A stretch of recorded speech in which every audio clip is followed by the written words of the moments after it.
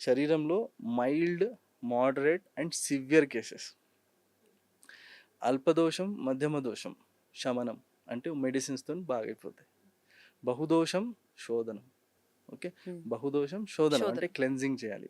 ఆ క్లెన్జింగ్లో వచ్చేసి ఉభయ శోధనం అంటారు ఆయుర్వేదం. There are 2 ways of cleansing the body, వామనం, విరేచనం.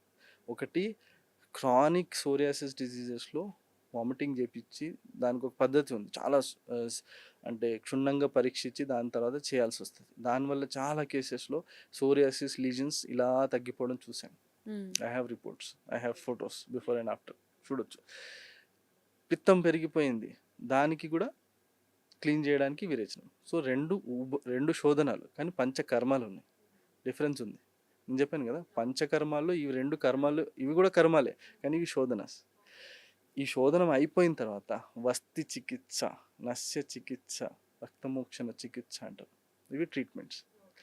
సో మీరు జనరల్గా కూడా ఆయుర్వేదంలో ఏం చెప్తారంటే ఎవ్రీ ఇయర్, ఓకే, ఒక్కొక్క సీజన్ వైజ్గా మీరు ఒక్కొక్క శోధనం చేసుకుంటే మీకు అసలు ఏ డాక్టర్ అవసరం లేదు.